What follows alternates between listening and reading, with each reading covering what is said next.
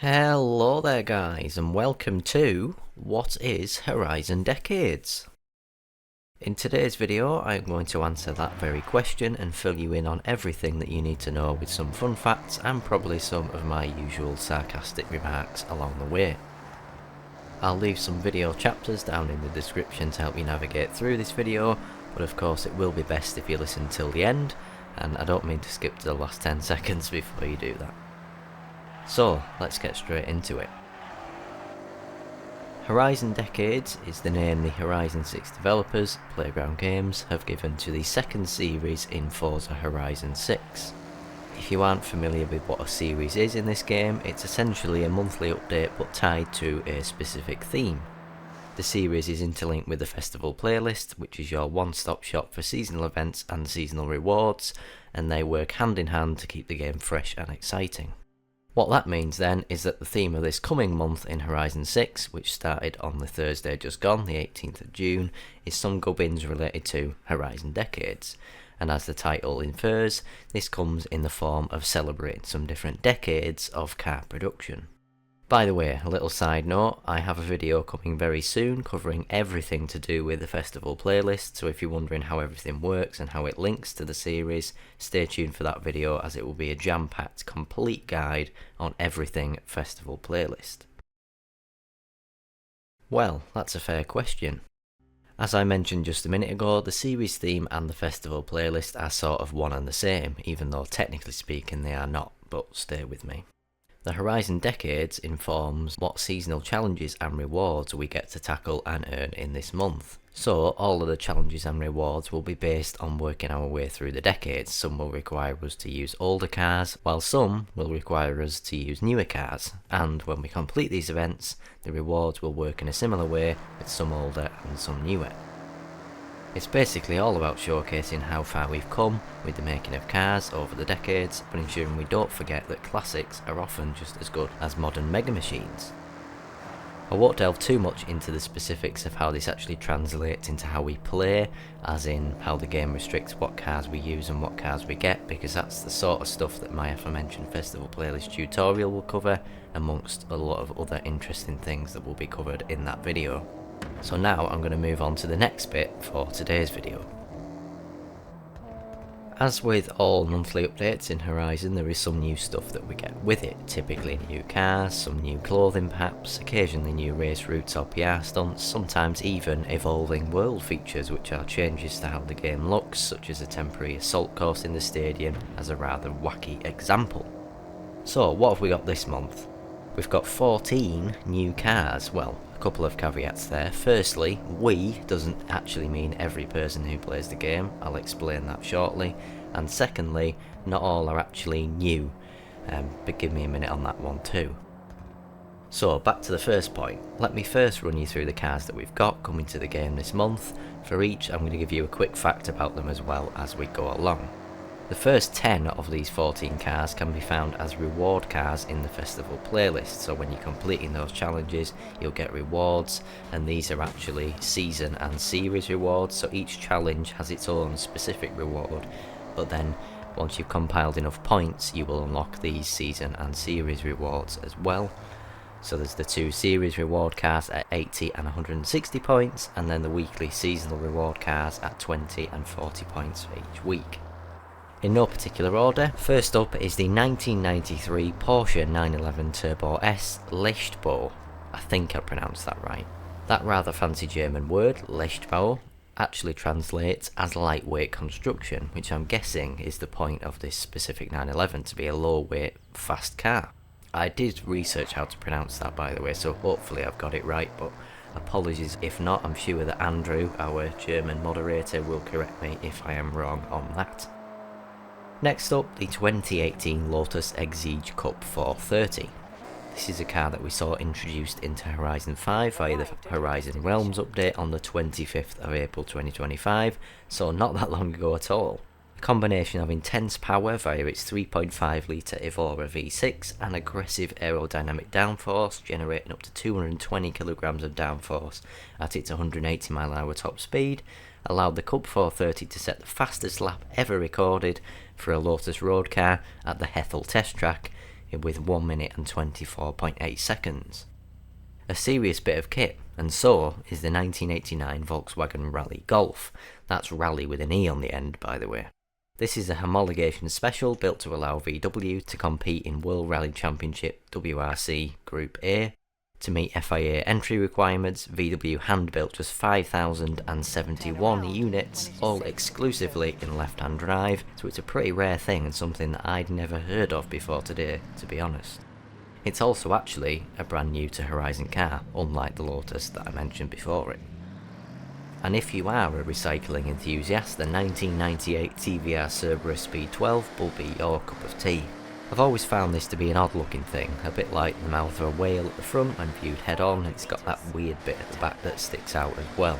But whatever aero category it falls under, it's seriously effective, and it's so equally powerful that it reportedly snapped the input shaft of the company's dyno. TVR boss Peter Wheeler took the road-going prototype home for a night and declared it too powerful and wild for the road. Not too powerful for Horizon though, and here's another chance to drive it if you hadn't had the opportunity in previous Horizon games. We now return to the new cars with the 2006 Dodge Ram SRT10, a brutally fast pickup that would be far too big for a Tesco car park, but I think will be okay in Horizon Japan. It's a menacing thing this, equipped with the 8.3 litre V10 from its mate, the third generation Dodge Viper. The fact that they even contemplated doing that is mental to think, let alone the fact they went ahead and put the thing into production. Let's hope that whoever drives one knows how to control a 500 brake horsepower pickup. The sixth car on the list is the 2017 Mercedes AMG GTR, a bloody fast version of the 2015 GTS if the latter isn't fast enough for your liking. Nicknamed the Beast of the Green Hell due to its extensive development at the Nürburgring Nordschleife, and I guess the fact that I've only ever seen one in green, it was a level 10 car in Horizon 4's Eliminator game mode and returns once more to Horizon 6. The final four of this first 10 cars all share the same fun fact, and actually so does the Lotus from before, but I thought I'd give that some extra glory. They were all reward cars in Series 1. Yes, this is car recycling to a whole new level, and is seemingly the developer's cure to the fear of missing out people complained about in Horizons 4 and 5. By that I mean that cars were introduced into the playlist and we never saw them again for years upon end, so people who couldn't get them the first time had to wait years before they could get them again. This is actually something that I touch on in my upcoming festival playlist overview that I've put on pause temporarily to do this video, but I'll have to adjust my facts slightly now, so stay tuned once again for that video. Anyway, these cars are the 2003 Ford F-150 SVT Lightning, the 1993 Chopin 962 CR, not credits, the 1988 Lamborghini Countach LP5000 QV, and the 2017 Celine S7 LM. So, not only were these in previous Horizon games, but they were also all available just last month, and now you'll be getting them again, unless of course you missed them last month. If so, lucky you. For the rest of us, a bit of a joke. But moving on, the remaining 4 cars of the 14 added this month are the reason we doesn't mean everyone. Yeah, we're going all the way back to that point from earlier, it's taken a while to get to it, sorry. This is because these are the 4 Car Pass vehicles for the month. You'll only be given these if you own Car Pass, which is part of the Premium Edition, Premium Add-ons bundle, or sold separately as an add-on. So what are they? Becoming available on the 18th, it's the 2023 Audi R8 Coupe V10 GT rear-wheel drive. Yep, bit of a mouthful that one, but a very, very special car. There were only ever 333 units globally in a car serving as this spectacular send-off for Audi's iconic naturally aspirated V10 engine. It combines the flagship 612 brake horsepower engine with a rear-wheel drive setup and a 7-stage torque rear driving mode, and because it removes the front axles, centre differential and prop shafts, rear-wheel drive model is 65 kg lighter than its all-wheel drive counterpart. The R8 and indeed the V10 is now extinct, but you can live an exclusive virtual dream if you get hold of Car Pass and this car in Horizon 6. Next up is the 1974 Mazda #123 Mad Mike 808 wagon Thirsty. Gathering thirsty means thirsty, I'm not sure, I imagine this probably does guzzle a lot of fuel to be fair. If you're not familiar with Man Mike, take a hint from his name, maybe have a look on YouTube at some of his stuff. He's been to Goodwood a few times, including when I was there a few years ago, and this Mazda is one of his drift machines, drivable in Horizon on the 25th. On the 2nd of July, the third car of this month's car pass will be ready to roll out of the garage. That's the 1998 Nissan Skyline GTR 40th anniversary. Only 416 units were ever built for this special homage to the Skyline. It's highly coveted as a true GTR equipped with the legendary RB26 DETT engine and all-wheel drive, but without the standard rear spoiler found on most Skylines. I never knew it existed, but I'm glad it does. Finally, to wrap up a busy month of new cars, arguably the best of the bunch, the 2023 Toyota GR Corolla. We've had plenty of time with the GR Yaris, and now we finally get its big brother Corolla. About time, since we're in Japan here. This car isn't actually available in the UK, which is a shame because I'd love one. Not sure I can afford the import costs though, on top of the 50k asking price. The Corolla is actually only available with a manual gearbox. Well done Toyota for showing those lazy automatic drivers how it should be done. And the Corolla, available on 9th of July, feels like a nice end to this list of new, or not really new, cars in Horizon 6 this month. Those 4 car pass cars are all brand new by the way, unlike those that I mentioned before. Guess they have to make sure they're new when you pay extra money for the car pass. The trial has returned. Yes, we missed it dearly for Series 1, Welcome to Japan, but it's now back after a month's hibernation to get us a good chunk of points each week this month. I'll have to change my script slightly for the festival playlist overview video again. But there is something you need to know about the trial. You need to have reached Legend status in your Horizon wristbands to be able to play it. Without Legend status, it's greyed out and you'll miss out on both the points and the associated reward. I imagine you're now all crapping yourselves and planning to play through the night to get the Legend status before season change.